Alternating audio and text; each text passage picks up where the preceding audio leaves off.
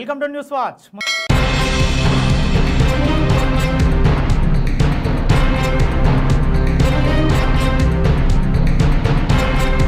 కామారెడ్డి జిల్లా వేతనాలు పెంచాలని డిమాండ్ చేస్తూ హైదరాబాద్ లో నిర్వహించ తలపెట్టిన ధర్నాకు బయలుదేరారు. మెప్మా ఆర్పీలను పోలీసులు ముందస్తు అరెస్టు చేశారు. ఇక ధర్నాకు వెళ్లడానికి శుక్రవారం ఉదయం కామారెడ్డి బస్టాండ్ చేరుకున్న వీరిని పోలీసులు అడ్డుకుని స్టేషన్ కు తరలించారు. ఈ సందర్భంగా ఆర్పీల సంఘం జిల్లా అధ్యక్షురాలు భారతి మాట్లాడుతూ తమ న్యాయమైన డిమాండ్ల సాధనకు ధర్నాకు వెళ్తున్నామన్నారు. పోలీసులు తమను అరెస్టు చేయడం శోచనీయమని వాపోయారు. ప్రభుత్వం తమ డిమాండ్లను పరిశీలించి వెంటనే వేతనాలు పెంచాలని కోరారు.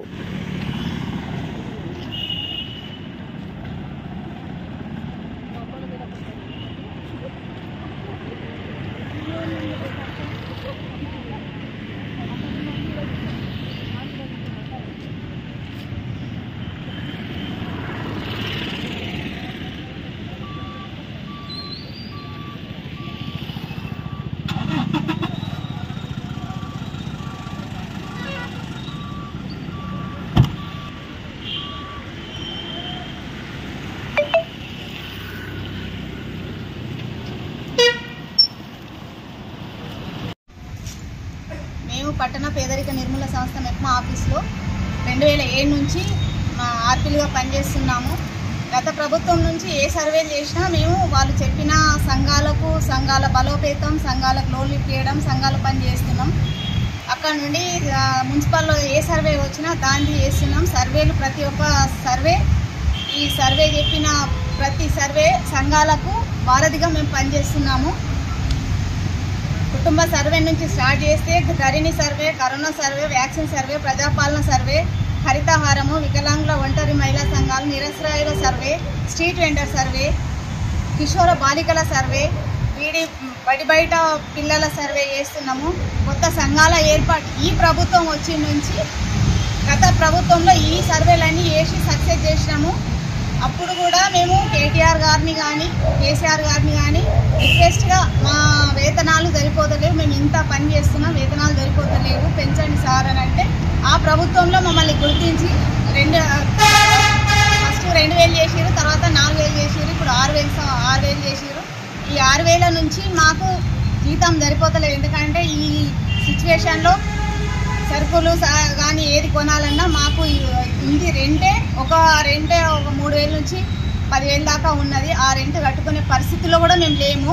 ప్రతి నెల మాకు సాలరీ కూడా రాదు, నెల రాదు. 3 నెలలకు ఒకసారి, 6 నెలలకు ఒకసారి వస్తుంది.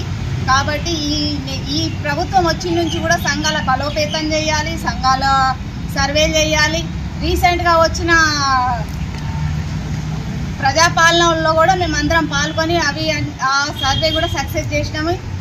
ఇందిరా మహిళా క్యాంటీన్ శక్తి క్యాంటీన్ పెట్టియాలంటే ప్రతి ఒక్కరితో పెట్టించి అది సక్సెస్ చేసినాము. ప్రజాపాలనలో ఇందిరా మహిళా శక్తి దాంట్లో కాకుండా ఇప్పుడు మన సర్వే కుటుంబ సర్వే సర్వే కూడా మేమే చేసినాం. అది టీచర్ చేయాల్సిన పని మాతోనే చేసినాం. అయినా చేసినాం. మాకు ఇప్పటి వరకు గత 7 నెలల నుంచి వేతనాలు రాలేదు. ఆ రాకున్నా కానీ గడ్డు పరిస్థితిలో కూడా మేము సర్వేలు చేసుకుంటూ పోతూ ఈ ప్రభుత్వానికి విన్నతి పత్రాలు ఇస్తూ పోతున్నాం. ప్రతి మంత్రి గారికి, ప్రతి ఎమ్మెల్యే గారికి, ప్రతి వాళ్లకు అసెంబ్లీలో మా గురించి మాట్లాడండి సార్ అని ప్రతి మంత్రి వాళ్లకు మేము లెటర్లు ఇవ్వడం జరిగింది. కానీ ఇంతవరకు మా గురించి మాట్లాడిన నాదుడే లేరు. కాబట్టి మాకు జీతాలు లేవు. ఎట్లా బతకాలి మేము? మా పిల్లలు ఉన్నారు, పిల్లల చదువులు, మేము కూడా గవర్నమెంట్ స్కూల్లో వేసే పిల్లల్ని చదివిస్తున్నాం. మాకు అంత స్తోమత లేదు, ప్రైవేట్లో చదివించేంత స్తోమత మాకు లేదు. కాబట్టి ప్రభుత్వ పాఠశాలలో పిల్లలు చదువుతున్నారు. కానీ ఇల్లు గడవాలంటే మాకు జీతం రావాలి. కాబట్టి గత 7 నెలల నుంచి మాకు జీతాలు రాలేదు. ఆ జీతాల కోసం ఒకటి మాకు మున్సిపల్ నుంచి బాగా వెట్టి చాకిరీ చేపిస్తున్నారు. ప్రతి సర్వే మున్సిపల్ చేసిన సర్వే కూడా మాతోనే చేపిస్తున్నారు. ఆ సర్వేలు ఎందుకు చేస్తున్నారంటే చేయాలనుకుంటే వేయండి అమ్మా, లేదంటే ఇంట్లో కూర్చోండి అని బెదిరిస్తున్నారు. మాకు మీ జాబులు వీకేస్తాం, మీరు అవసరం లేదని మాకు బెదిరించి మరీ పని చేపిస్తున్నారు. ఇది వెట్టి చాకిరి కిందనే అనుకుంటున్నాం. మేము చేయాల్సిన జాబ్ చార్ట్ అన్నది మాకు ఇంతవరకు రాలేదు. ఈ జాబ్ చార్ట్లో ఏ పని చేయాలి, ఎవరు చేయాలి, ఎక్కడ చేయాలి అని ఉంటుంది. ఆ జాబ్ చార్ట్ కూడా మాకు ఇంతవరకు రాలేదు. అడ్డమైన చాకిరి మాతో చేపిస్తున్నారు. ఈ చాకిరీల వల్ల సరే చాకిరి చేయడానికి మేము రెడీగా ఉన్నాం.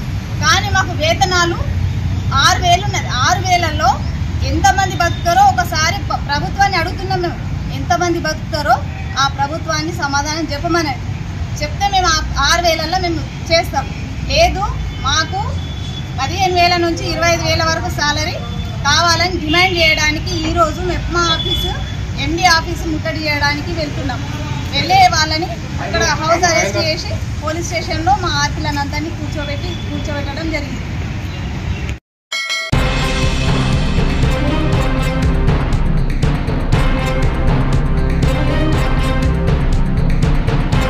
ప్రయాణికుల రద్దీ లేకుండా 8 రాత్రులు 7 పగలు నిరంతరాయంగా ప్రయాణించే మహాకుంభమేళా పుణ్యక్షేత్ర యాత్ర ప్రత్యేక రైలు నడపనున్నట్లు ఈ రైలును భక్తులు సద్వినియోగం చేసుకోవాలని Indian railway catering and tourism corporation tourism monitor విజ్ఞప్తి చేశారు. మహబూబాబాద్ రైల్వే స్టేషన్లో ఏర్పాటు చేసిన మీడియా సమావేశంలో ఆయన టూర్ ప్యాకేజీ వివరాలు వెల్లడించారు. ఈ ప్రత్యేక రైలు జనవరి 19న సికింద్రాబాద్ రైల్వే స్టేషన్లో మధ్యాహ్నం 12 గంటలకు బయలుదేరి భువనగిరి, జనగాం, కాజీపేట, వరంగల్, మహబూబాబాద్, డోర్నకల్, ఖమ్మం, మధిర, విజయవాడ, ఏలూరు, రాజమండ్రి, సామర్లకోట, తుని రైల్వే స్టేషన్ల మీదుగా ఈ రైలు వెళ్తుందన్నారు. ఈ రైలులో అతి చౌకగా ప్రయాణించి వారణాసి, అయోధ్య, ప్రయాగ్రాజ్ పుణ్యక్షేత్రాలు, ఆధ్యాత్మిక తదితర పర్యాటక ప్రాంతాలను తిలకించవచ్చన్నారు. ఈ రైలులో 576 బెర్తులు, ఎకనామీ, స్టాండర్డ్స్, కంఫర్ట్ 3 రకాలుగా ఉంటాయని ఒక టికెట్ ₹635 ఉంటుందన్నారు. ఈ మీడియా సమావేశంలో IRCTC tourism executive Pawar Sengar, tourism marketing executive Naresh బాబులు పాల్గొన్నారు. దర్శనం చేసుకుని ఆ నదీ స్నానాలను ఆచరించి రావడానికి వీలుగా మన సౌత్ సెంట్రల్ జోన్ ఐఆర్సిటీసీ నుండి చేస్తున్నాం. దీంట్లో ముఖ్యంగా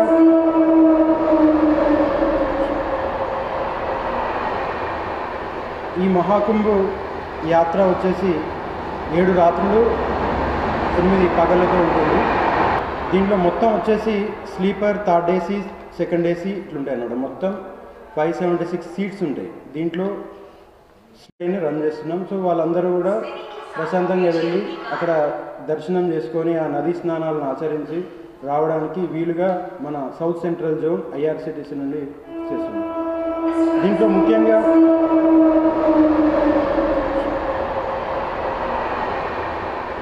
ఈ మహాకుంభ యాత్ర వచ్చేసి 7 రాత్రులు 8 పగలతో ఉంటుంది.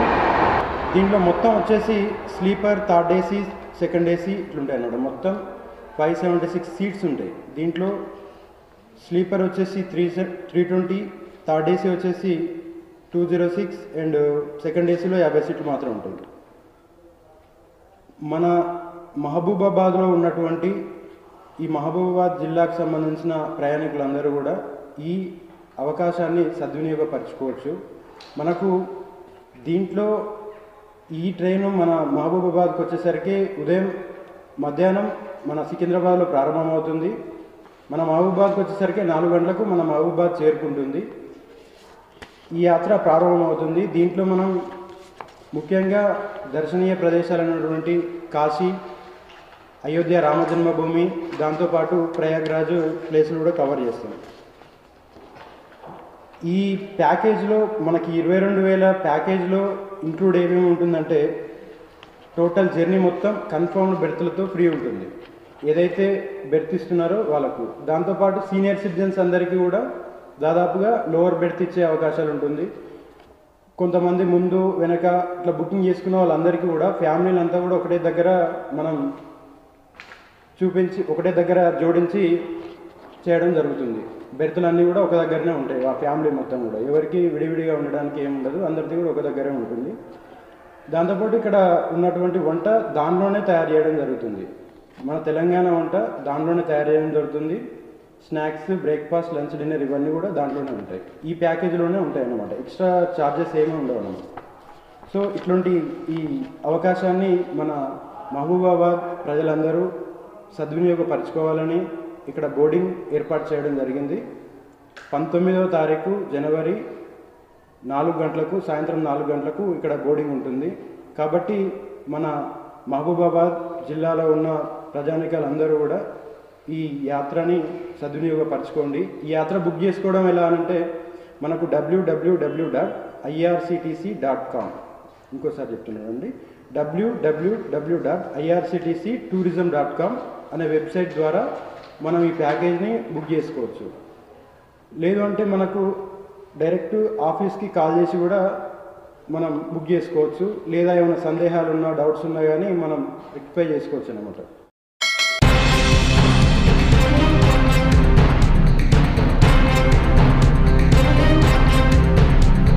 బిక్కనూరు మండలం బస్వాపూర్ గ్రామానికి చెందిన ఓ వ్యక్తికి ఫేస్బుక్ చూస్తుండగా లాటరీ యాడ్ కనబడటంతో లింక్ ను క్లిక్ చేశాడు బాధితుడు. ఇక 60 లక్షల నగదు, 10 తులాల బంగారం లాటరీలో గెలుపొందాలని వాట్సాప్ కాల్ చేశారు సైబర్ కేటుగాలు. దీంతో ట్యాక్స్ల కోసం కొంత నమదును పంపాలంటూ నమ్మించారు సైబర్ కేటుగాలు. ఇక దీంతో అవతలి వ్యక్తుల మాటలు నమ్మి విడుదల వారీగా కలిపి ఆన్లైన్ అకౌంట్ ద్వారా 7,20,000 రూపాయలు చెల్లించాడు బాధితుడు.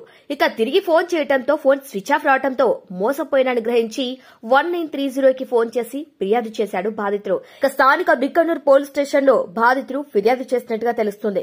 ఇక బాధితుని ఫిర్యాదు మేరకు కేసు నమోదు చేసి దర్యాప్తు చేస్తున్నారు బిక్కనూరు పోలీసులు.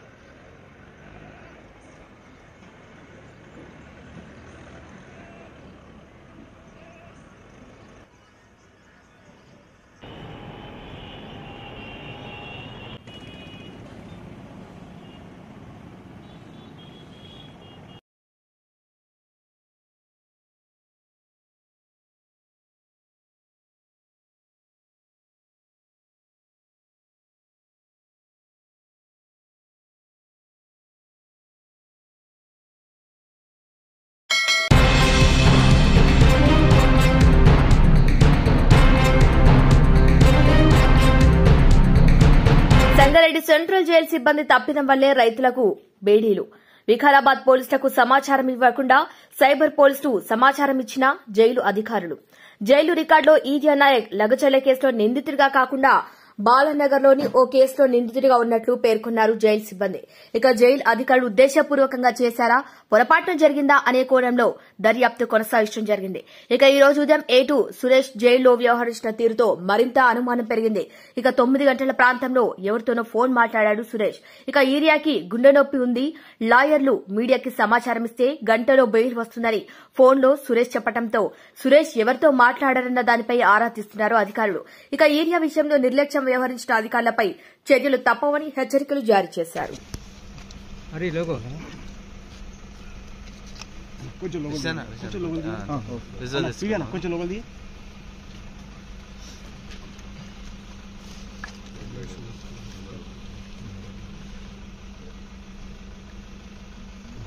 సెన్సిటివిటీ అది అన్నీ ఉండేది. జనరల్గా సైబరాబాద్ అంటే డిఫరెంట్ కైండ్స్ ఆఫ్ కేసెస్ ఉంటాయి. చాలా పెద్ద పెద్ద వాళ్ళు, చీటర్స్ అవన్నీ కూడా ఇంతమంది ఉంటారు. సో దాంట్లో వాళ్ళు వచ్చిన దాంట్లో మరి ఈ జైలు వాళ్ళు మేము బ్రీఫ్ చేసామని చెప్తున్నారు. సో దాని మీద కూడా వాళ్ళు ఇంటర్నల్ ఎంక్వైరీ కూడా జరుగుద్ది. సో ఇక్కడ వరకు ఏంటంటే ఇటు సంగారెడ్డి పోలీసులు కానీ, ఎస్పీ గారు కానీ, ఇటు మన వికారాబాద్ ఎస్పీ గారికి కానీ తెలియదు. సో ఇది ఇక్కడ బయటకు వచ్చేటడికే చాలామంది మీడియా అందరూ ఉన్నారు. వాళ్ళు ఇంటర్నల్గా జైలు డిపార్ట్మెంట్ నుంచి కూడా ఎట్లా ఎన్నోసార్లు పేషెంట్లు బయటకు వస్తూ ఉంటారు కదా, రోజు రొటీన్గా వస్తూ ఉంటారు. లేనిది ఇది ఒక్కసారి రావడం ఏంటి అని వాళ్ళు కూడా ఎంక్వైరీ చేస్తే ఈ సురేష్, మోగమోని సురేష్ A2 అట్లా ఫస్ట్ నుంచి అతని చుట్టూ తిరిగింది కేసు. సో ఇటీవల కస్టడీ కూడా తీసుకున్నాం, ఎంక్వైరీ చేసాం. అతను వెరీ ఇండిఫరెంట్ యాటిట్యూడ్. సో అతను ఈరోజు ఉదయం ఫోన్ చేయడం జరిగింది.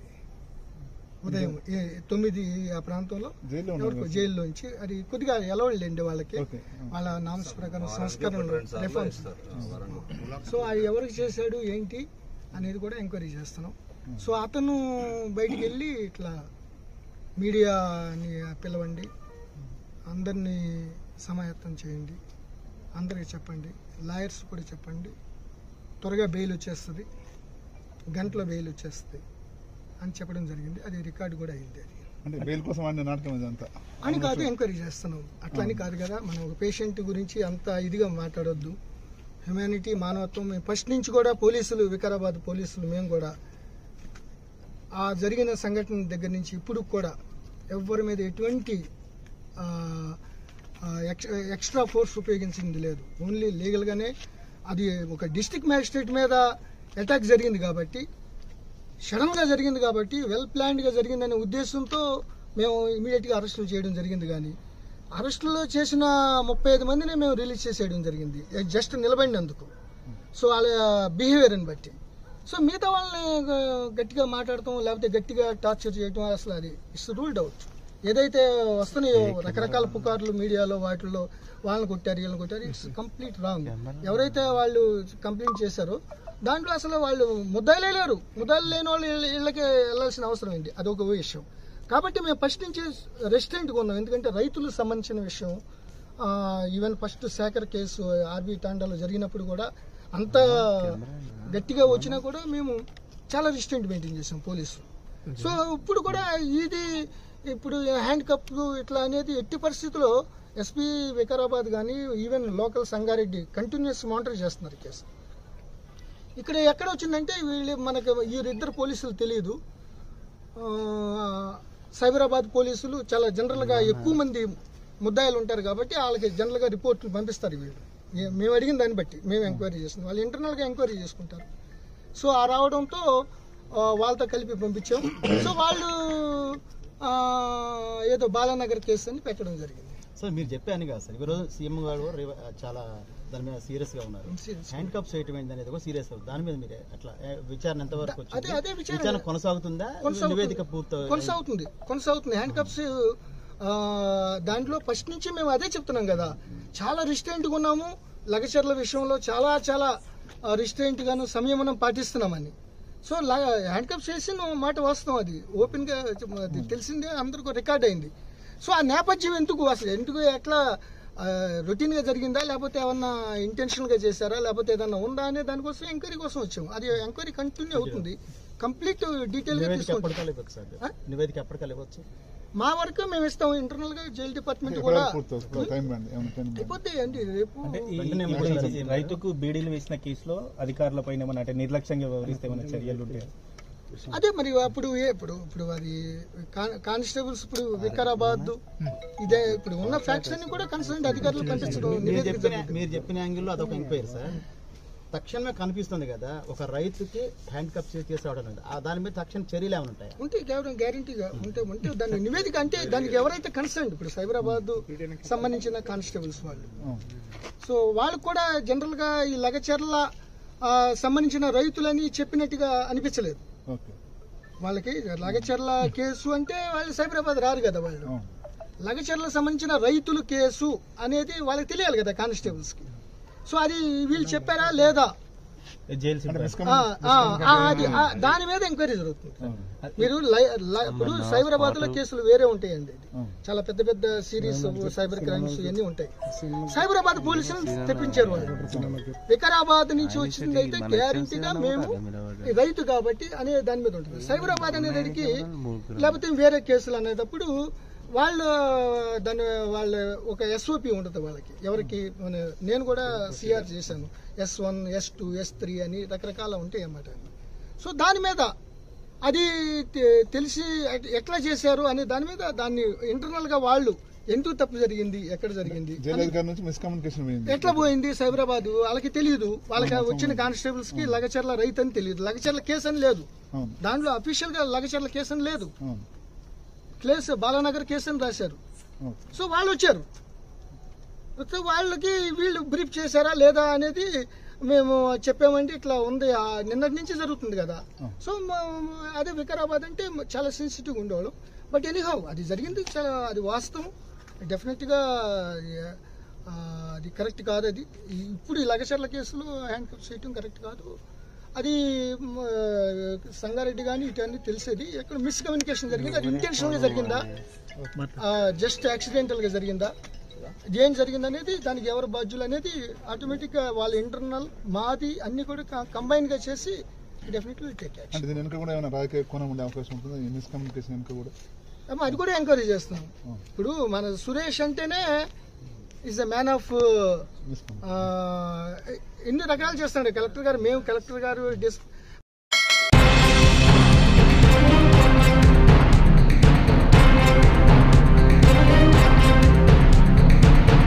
నల్గొండ జిల్లా కేతాపల్లి మండలం మూసీ ప్రాజెక్టు వద్ద గల మహాత్మా జ్యోతిరావు పులే గురుకుల పాఠశాల విద్యార్థికి పాము కరిచిన ఘటన ఆలస్యంగా వెలుగులోకి వచ్చింది. కట్టంగూరు మండలం ఐటిపాంల గ్రామానికి చెందిన నీలం సాయి గణేష్ అనే 5వ తరగతి విద్యార్థి మధ్యాహ్న సమయంలో బాత్రూంకి వెళ్లి వస్తుండగా పాము కాటుకు గురైనట్టు తెలుస్తోంది. విద్యార్థికి మెరుగైన చికిత్స కోసం నల్గొండ ప్రభుత్వ ఆసుపత్రికి పాఠశాల సిబ్బంది తరలించారు. ప్రస్తుతం విద్యార్థి ఆరోగ్య పరిస్థితి బాగానే ఉండటంతో అందరూ ఊపిరి పీల్చుకున్నారు. ఇటీవలే 10 రోజుల కిందట ఒక విద్యార్థికి పాము కాటు గురైన సంగతి మరవకముందే మరో ఘటన చోటు చేసుకోవడంతో విద్యార్థులు భయాందోళనకు గురవుతున్నారు. పాఠశాల చుట్టూ దట్టమైన చెట్టు ఉండటంతో నిత్యం ఏదో ఒక సంఘటన జరుగుతూనే ఉంది. అధికారులు స్పందించి ఇప్పటికైనా పాఠశాల చుట్టూ ప్రహారీ కూడా నిర్మించాలని విద్యార్థి తల్లిదండ్రులు వేడుకుంటున్నారు. ఫోటోస్ వీడియోస్ కావాలి అంటే బాబుని బయటికి తీసుకొని ఎంతసేపు అయినా ఫోటోస్.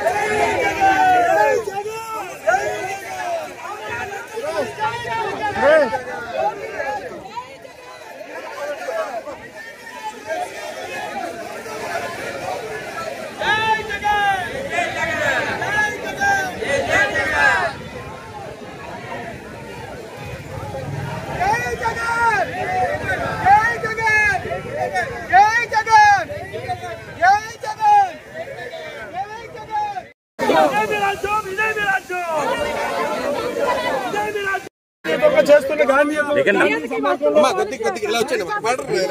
ఇదే మీ రాజ్యం, ఇదే మీ రాజ్యం. ఇంత అన్యాయం జరుగుతుంది. ప్రజలు గమనించండి. మేము న్యాయం కోసం వచ్చాం, రైతుల కోసం వచ్చాం, రైతుల కోసం పోరాడుతున్నాం. అయ్యా చంద్రబాబు నాయుడు గారు ఇలాంటి అన్యాయం పోలీసులు తొక్కించి గేట్లు మూయించి మమ్మల్ని ఇబ్బంది పెడతారు. ప్రజలతో పోరాటానికి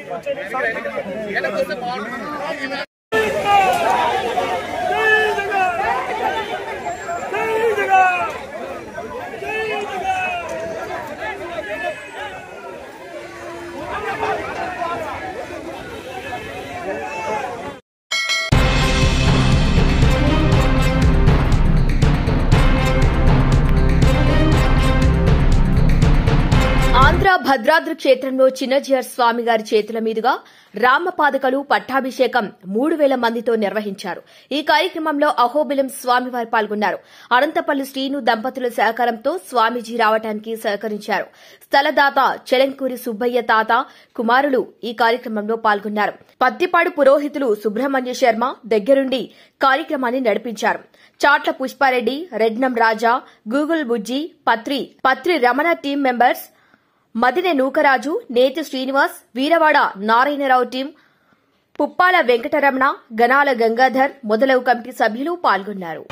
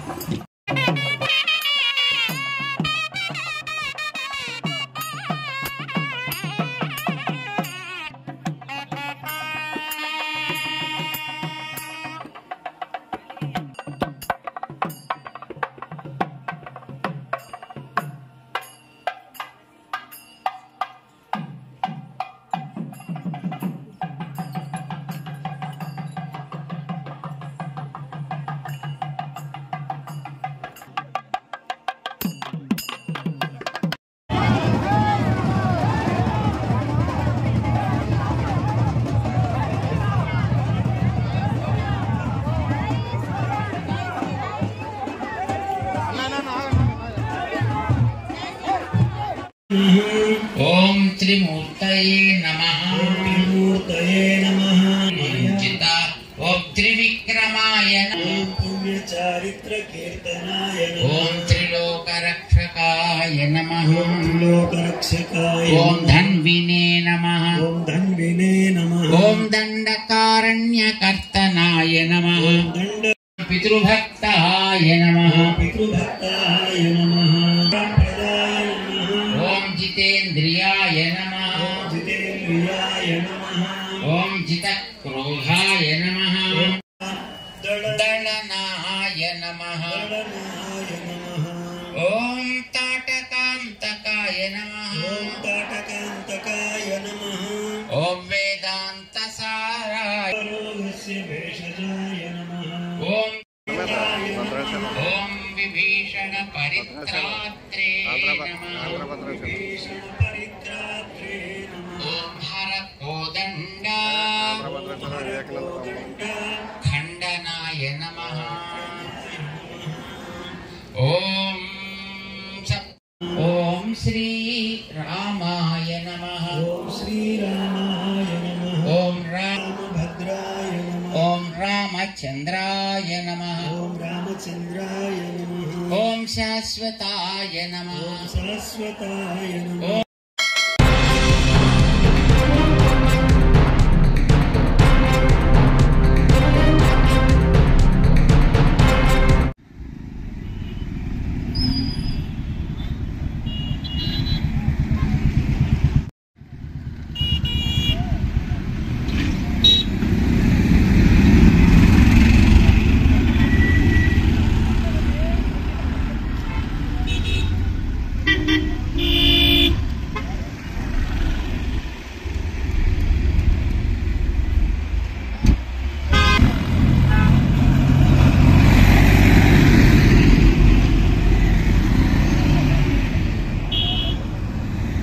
అలాగే మీరు గమనిస్తే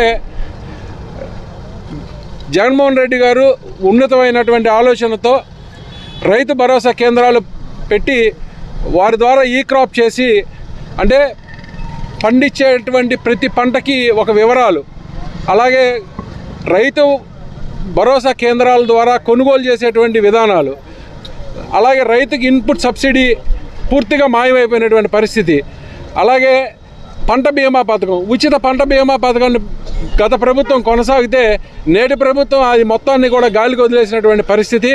అలాగే రైతు భరోసా కేంద్రాలు అసలు కనుమరుగైపోయినటువంటి పరిస్థితి. నేను మీ ద్వారా ఒకటే ప్రశ్నిస్తా ఉన్నాం, రైతుకి వెన్నుముకని చెప్పుకునేటువంటి మీరు రైతుని నడ్డి విడిచి రైతుని రోడ్డు మీద పడేసేటువంటి పరిస్థితిలోకి తయారయ్యారు. మీరు చేస్తూ ఉంటే చూస్తూ ఊరుకునేటువంటి పరిస్థితిలో మా పార్టీ ఉండదు. ఖచ్చితంగా రైతులకు మద్దతుగా నిలబడతాం. వాళ్ళకి ఖచ్చితంగా వాళ్ళకి కావాల్సినటువంటి అన్ని హక్కుల్ని మేము పోరాడి సాధించుకుంటామని మీ ద్వారా తెలియజేసుకుంటున్నాం.